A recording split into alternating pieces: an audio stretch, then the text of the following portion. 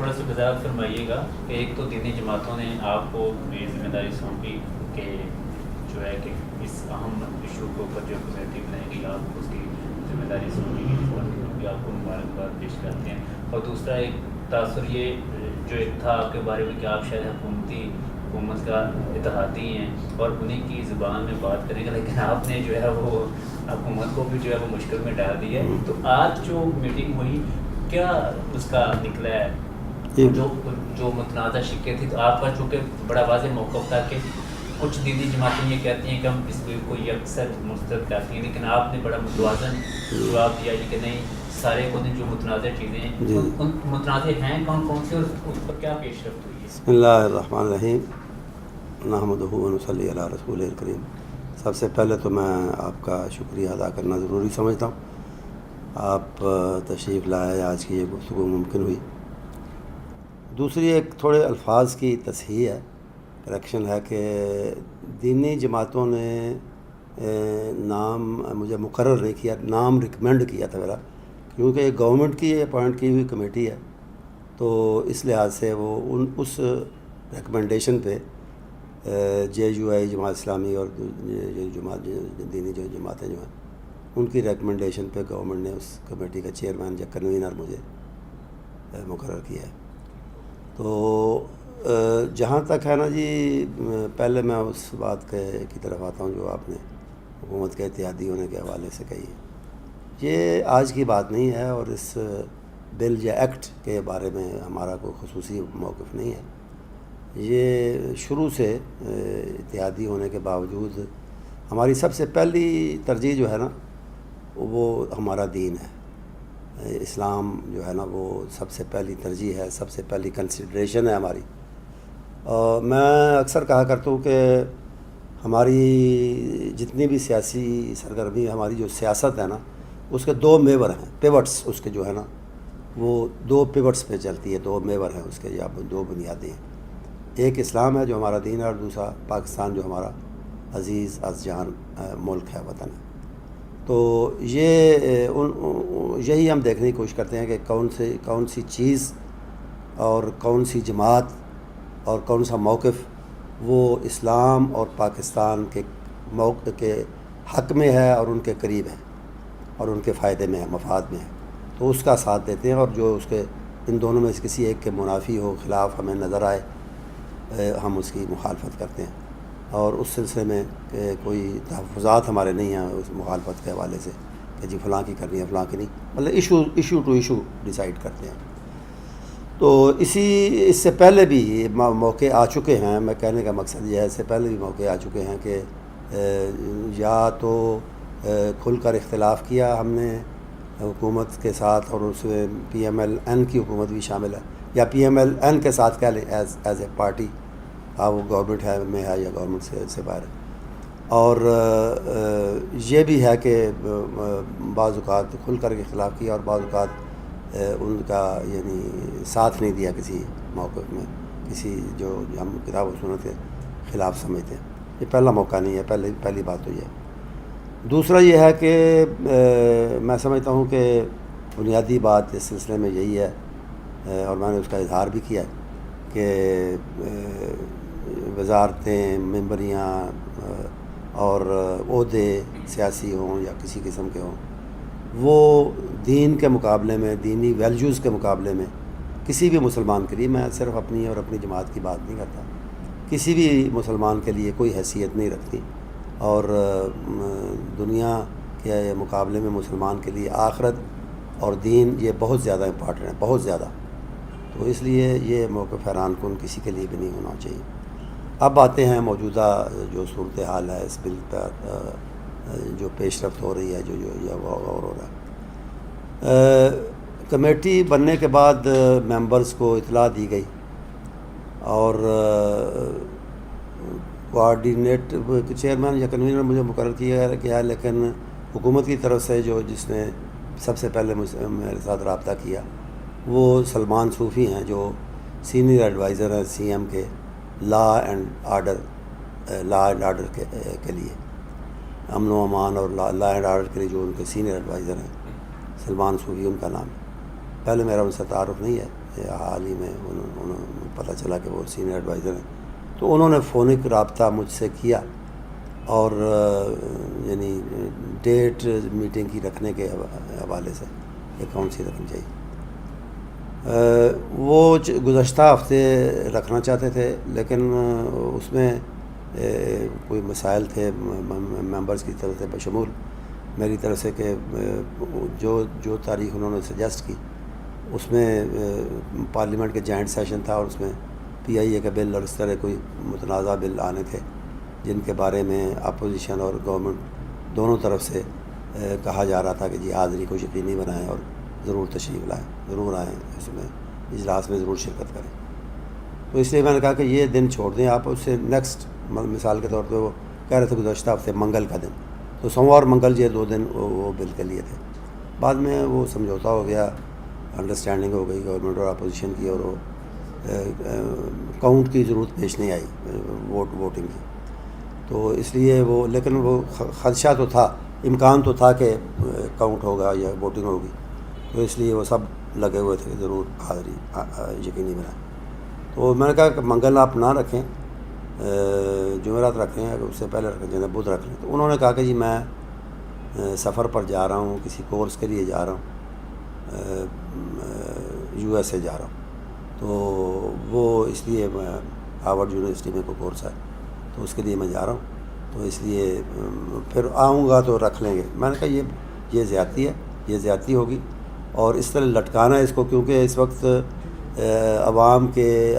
علماء کے دینی جماعتوں کے جذبات جو ہیں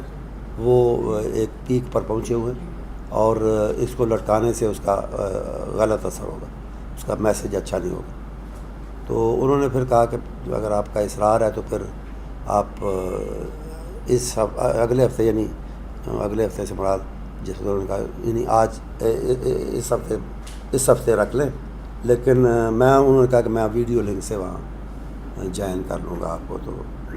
یا سن لوں گا کہ آپ لوگ کیا کہتے ہیں۔ تو اسی طریقے سے میٹنگ منعقد ہوئی، وہ بھی شامل تھے سننے کی حد تک، انہوں نے 1-2 تبصرے بھی درمیان میں کیے، لیکن بہرحال زیادہ وہ سنتے رہے کہ ہم لوگ کیا کہتے ہیں۔ اب آج جو کچھ ہوا ہے اس کا خلاصہ میں عرض کیے دیتا ہوں۔ پہلے تو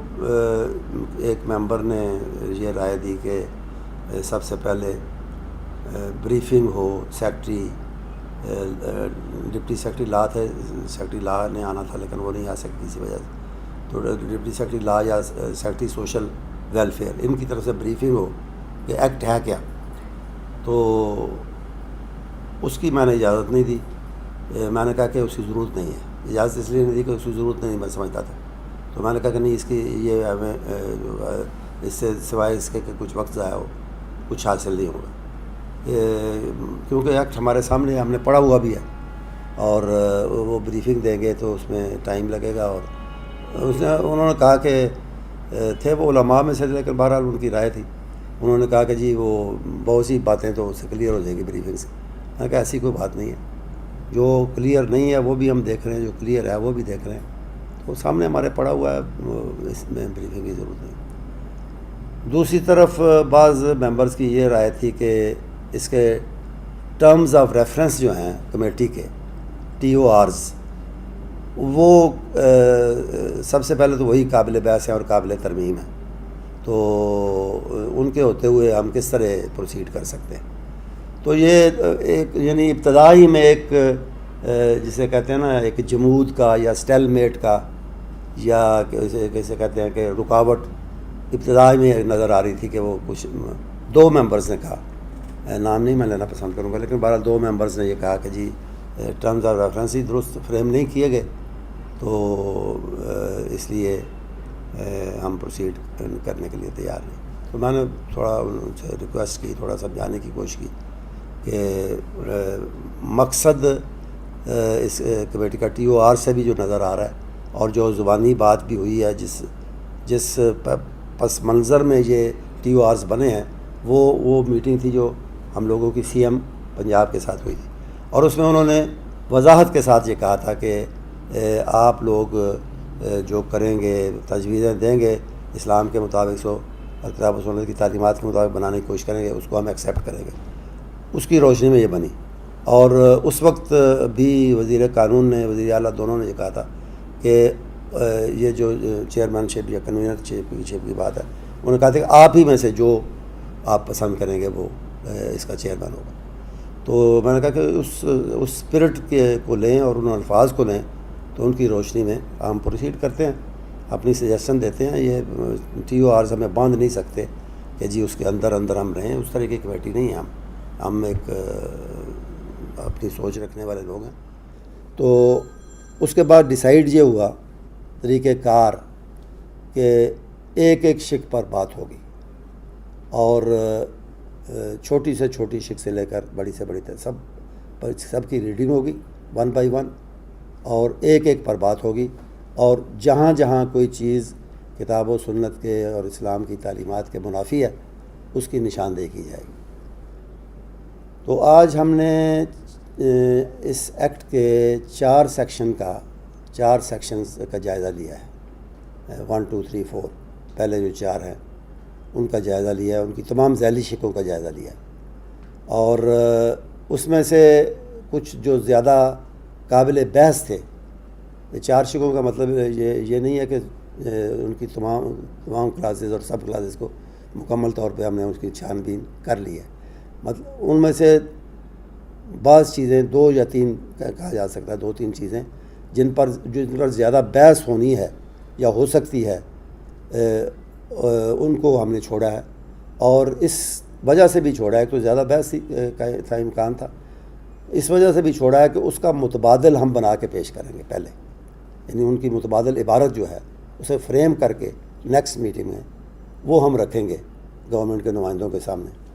کہ جی ان کی بجائے، کیونکہ باقی جو ہے نا وہ کریکشنز، یہ اسے ڈیلیٹ کر دیں، اس کو رہنے دیں، اس کی جگہ یہ لفظ، وہ لفظی جو ہے نا اور وہ صرف قانونی نقطہ نظر سے نہیں، یعنی اسلامی نقطہ نظر سے کہ یہ الفاظ نہیں آنے چاہیے، یہ الفاظ بدلنے چاہیے. وہ باقی شقوں کے بارے میں تو ہم نے کر لیا سیکشن 4 تک. لیکن جو میں آپ کو بتا بھی دیتا ہوں کہ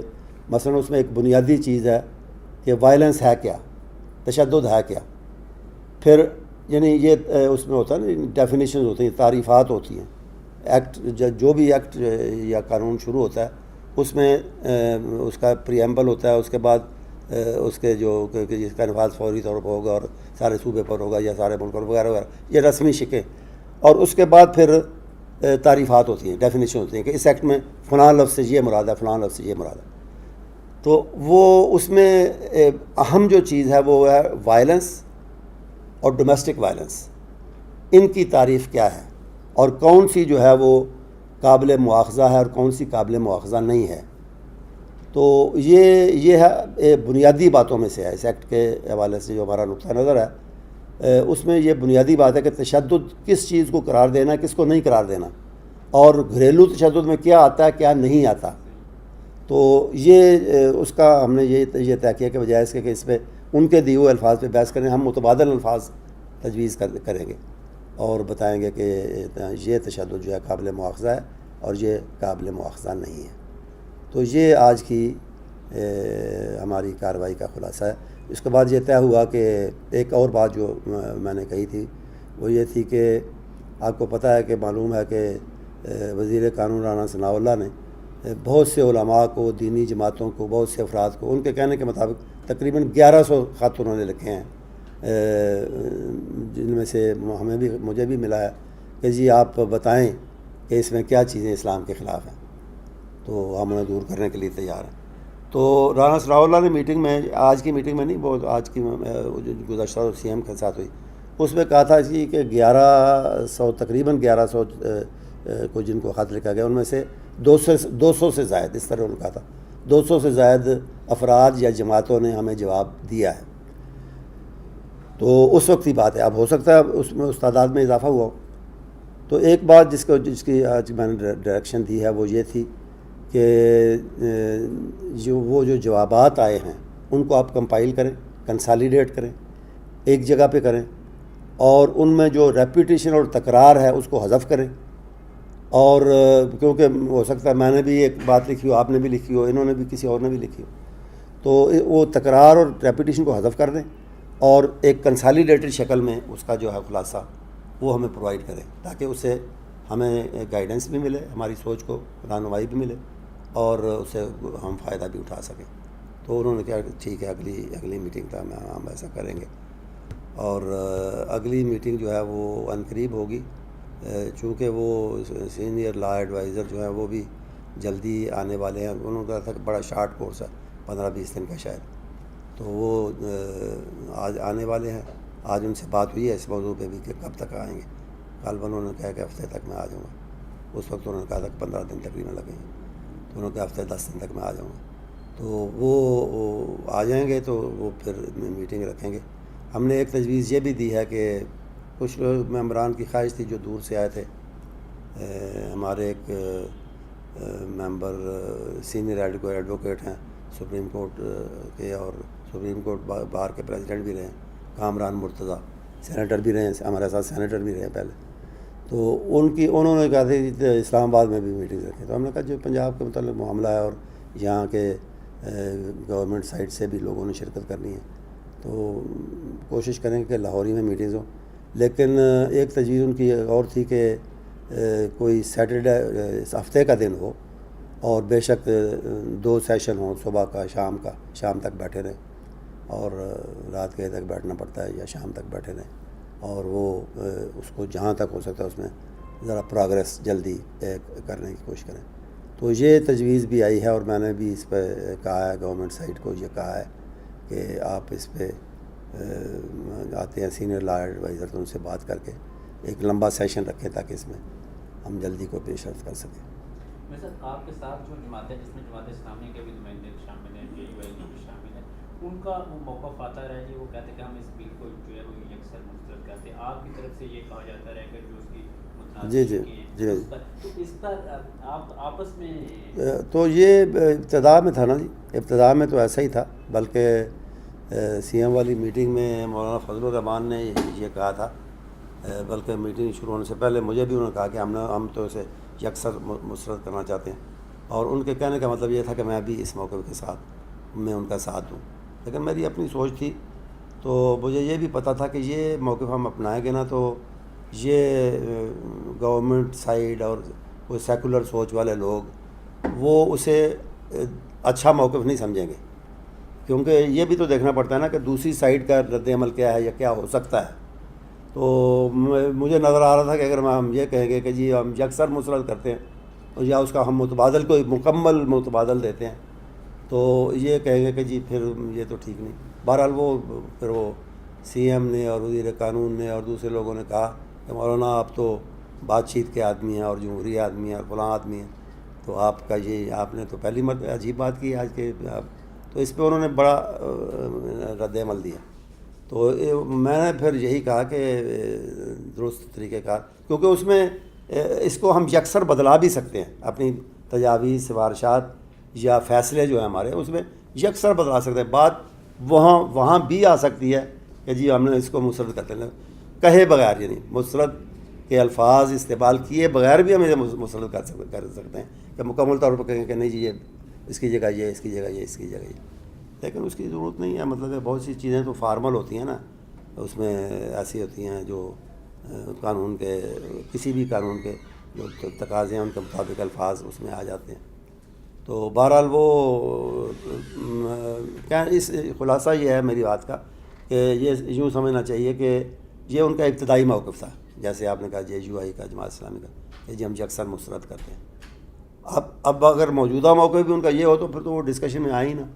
لیکن ان کے نمائندے، ذمہ دار نمائندے جو ہیں وہ آئے ہیں۔ ٹوٹل کتنے اس کی شکیں ہیں؟ اور ایک تو ہوتا ہے الفاظ کا ہیر پھیر ہے جو کہ میجر کون سی ایسی چیزیں جن پر آپ کو اعتراض تھا، اور کب تک آپ یہ جو ایک متبادل جو ایک اعلان کیا گیا تھا کہ متبادل بل دیں گے، جی کب تک وہ متبادل تو ساتھ ساتھ بنتا جائے گا نا جی، جو ہم اپنی تجاویز اور اس پہ آراء دیں گے اپنی، اور بعض شکوں کو in writing black and white میں ہم کہیں گے کہ اس کی بجائے یہ ہم تجویز کرتے ہیں اور اس پہ اتفاق کرتے ہیں، تو وہ تو متبادل تو ساتھ ساتھ بنتا جائے گا۔ وہ ابتدائی میں کرنے چیز کی بجائے ہم یہ دیتے ہیں، وہ تو پھر مسترد کرنے والی بات ہو جاتی ہے، تو ساتھ ساتھ اسے ڈسکس کریں گے، ساتھ ساتھ اس کا متبادل دیتے جائیں گے۔ تو باقی اس کے علاوہ کیا پوچھ رہے تھے آپ کے؟ سوال یہ تھا کہ کون سے ایسے بڑے پوائنٹس؟ ہاں، بڑے پوائنٹس ایسے کون سے؟ دیکھیں، اس میں سب سے پہلے جو ہے نا وہ اس کے جو پریمس ہے نا بات، یعنی اس کی بنیادیں ہیں اور اس کے مفروضات ہوتے ہیں. کچھ مفروضوں پر مبنی بات ہوتی ہے کہ یعنی فرض کیا جاتا ہے کہ یہ بات ایسے ہے، اور اس کے بعد اس پہ بلڈنگ کھڑی کی جاتی ہے قانون کی. تو اس کے بنیادی جو تصورات کہنا چاہیے مفروضات کی بجائے، اس کے جو بنیادی تصورات ہیں نا وہ غیر اسلامی ہیں اور غلط ہیں. مثلا اس میں یہ جو ہے نا کہ مکمل جینڈر ایکویلٹی، یعنی صنفی مساوات جسے کہا جاتا ہے کہ عورت اور مرد کی برابری، اس عورت اور مرد کی مکمل برابری ایک مس نومر ہے، یعنی ایک غلط مفروضہ ہے اسلامی نقطہ نظر سے. اسلام نے جتنے حقوق عورت کو، خاتون کو دیے ہیں کسی اور مذہب نے نہیں دیے. لیکن اور یہ بھی میں ساتھ کہنا چاہتا ہوں کہ رحمت عالم صلی اللہ علیہ وسلم آئے ہی گرے پڑے اور ڈاؤن ٹراڈن اور جو پسماندہ طبقات ہیں سوسائٹی کے، ان کو اٹھانے، ان کو گلے سے لگانے اور ان کو حقوق دینے کے لیے آئے تھے، اور آپ نے دیے. لیکن گھر کا نظام چلانے کے لیے ایسا نہیں ہو سکتا کہ عورت اور مرد کو بالکل برابری کی سطح پر رکھا جائے. سینیارٹی اور جونیارٹی کا وہاں سوال پیدا ہوتا ہے اور ہونا چاہیے. جیسے کہ کوئی بھی حکومت، کوئی بھی نظام چلانے کے لیے آپ کہیں گے جی کابینہ کے سارے ممبر جو ہیں ان کو ایکول رائٹس اور ایکول ان کو اختیارات حاصل ہیں، نہیں ہو سکتا. وزیر اعظم کو زیادہ اختیار آپ کو دینے پڑیں گے، صدر کو جو بھی آپ کا سلسلہ صدارتی ہے یا پارلیمانی ہے اس کے مطابق ایک کو سربراہ مملکت کا بنانا پڑے گا. اسی طرح گھر کا بھی ایک جو ہے نا، یہی قرآن نے کہا اور بالکل واضح الفاظ میں کہا ہے کہ وَلَهُنَّ مِثْلُ الَّذِي عَلَيْهِنَّ بِالْمَعْرُوفِ، عورتوں کے بھی حقوق ہیں، مردوں کے بھی حقوق ہیں. آگے فرمایا لِلرِّجَالِ عَلَيْهِنَّ درجہ، اور مردوں کو عورتوں پر ایک ایج حاصل ہے، ایج اور ایک درجہ، اور ایک ان کو یعنی سپیریورٹی کا ایک درجہ حاصل ہے. یہ نہیں کہ وہ بالکل وہ آمر ہیں اور ڈکٹیٹر ہیں گھر کے، اور ان کے کہنے کے بغیر پتہ بھی نہیں ہل سکتا، ایسی بات نہیں. لیکن یہ ہے کہ ان کو ایج ضرور حاصل ہے، سپیریورٹی ضرور حاصل ہے کہ دونوں میں کی آراء ٹکراتی ہیں، کنونس کرنے کی کوشش کریں ایک دوسرے کو. الٹیمیٹلی مرد کی رائے یا مرد کی جو مرد ہے وہ پریویل کرے گا، کیونکہ یہ قرآن کی آیت کا تقاضا بھی ہے اور نظم کا، گھریلو نظم کا تقاضا بھی. تو ایک تو یہ اس کی بنیاد غلط ہے کہ بالکل ٹوٹل مساوات ہے ان کے اندر. دوسرا اس کے اندر جو ہے نا جی وہ ولی کا ایک تصور ہے، خاندان کا اور ولی کا. اسلام کا اسلام ان کو بڑی اہمیت دیتا ہے، خاندان کو اور ولی یعنی گارڈین کو، اور سرپرست یا گارڈین کو. وہ عام حالات میں باپ ہوتا ہے لڑکی کا یا خاتون کا، باپ ہوتا ہے، یا اس کا وہ نہیں ہے تو بھائی ہوتا ہے یا چچا ہوتا ہے. کوئی نہیں ہے تو پھر گورنمنٹ ہوتی ہے، اگر اس کا کوئی ولی نہیں ہے تو گورنمنٹ اس کی ولی ہے. لیکن یہاں یہ مقام جو ہے یہ دیا گیا ہے این جی اوز کو، شیلٹر ہومز کو، اور پروٹیکشن کمیٹی جو اس ایکٹ کے تحت بننی ہے. Protection committee, N G Os اور شیلٹر ہومز کو یہ مقام دیا گیا ہے ولی کا. اور تیسری بات یہ ہے کہ اسلام مختلف طبقات اور خاص طور پہ میاں بیوی کے درمیان صلح کی انتہائی کوشش کا قائل ہے. کہ ان کے درمیان کوئی مسئلہ پیدا ہوتا ہے تو اس کی صلح کی انتہائی کوشش کرنی چاہیے. اور وہ اس میں اس تصور کی بھی نفی کی گئی ہے. اس میں یہ کہا گیا ہے کہ کسی نے تشدد کیا ہے یا کرنے کا احتمال ہے، شک بھی، مضبوط شک بھی ہے عدالت کو کہ احتمال ہے کہ وہ کرے گا، کیا نہیں ہے کرے گا، تو اس کو شیلٹر ہوم میں یا عورت کے گھر میں یا عورت کی ورک پلیس میں نہیں جانے دیا جائے گا. کسی اور آدمی کو بھی، اس سے تو خاوند کو نہیں، کسی آدمی کو بھی نہیں، اس کے رشتہ داروں کو بھی نہیں جانے دیا جائے گا. بھائی صلح کی کوشش کیسے پھر ہوگی؟ غریب کیسے ایک دوسرے کے آئیں گے؟ یہ صلح کا اور خاندان کا اور ولی کا جو تصور ہے اس کے خلاف یہ ساری باتیں. تو یہ بنیادیں ہی اس کی غلط ہیں. یہ آپ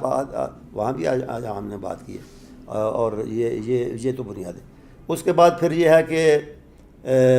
یہ جو تصور اسلام نے دیا ہے کہ بھئی دونوں کے رائٹس ہیں لیکن مرد کے جو ہیں وہ اس کو ایک ایج حاصل ہے، اس کی نفی یہاں بالکل पेंडुलम को सरासर दूसरी तरफ घुमा दिया गया है, बिल्कुल दूसरी तरफ ले जाया गया है कि बात तो है, बात तो की गई है इसमें इक्वालिटी की, लेकिन मर्द को ज़लील करके रख दिया गया है। उसको बिल्कुल यानी उसको कड़ा पहनाया जाएगा और उसको घर से निकाल दिया जाएगा, खा उसका अपना घर हो, उसकी मिल्कियत हो खा वो, उसको निकाल दिया जाएगा और उसको कहा जाएगा कि तू इसके करीब नहीं आ सकता, इससे बात भी नहीं कर सकता, उससे रब्ता भी नहीं कर सकता। तो ये सारी बातें जो है इस्लामी तालीमात के बिल्कुल मुनाफी हैं और इन्हीं पर वहाँ बात हो रही है। और भी चीज़ें हैं लेकिन ये मोटी मोटी चीज़ें मैंने। सर आखिरी सवाल कि आप नहीं समझते कि ये जो पनामा लीक्स का एक इशू चला है, इसकी वजह से ये वाला जो एक बहुत बड़ा एक इशू था जिस पर दीनी जमातें जो वो एक तहरीक चलाने की तरफ चल पड़ी थी, ये मामला दब गया? ये तो अब कुदरत की तरफ से ना ये इशू मुल्कों में कौमों में आते रहते हैं, लेकिन मेरा ख़्याल है कि मुझे जो नज़र आ रहा है ना कि वो दब जाएगा, पनामा लीक्स का जो है निस्बतन वो पस मंज़र में निस्बतन चला जाएगा, ये नहीं जाएगा क्योंकि इसके साथ हमारे मिली, कौमी और मजहबी दीनी जज्बात जो हैं वो वाबस्ता हैं। किताबुल्लाह हदीस मुस्तफा की तर्जुमा, मरकजी जमइयत अहले हदीस पाकिस्तान।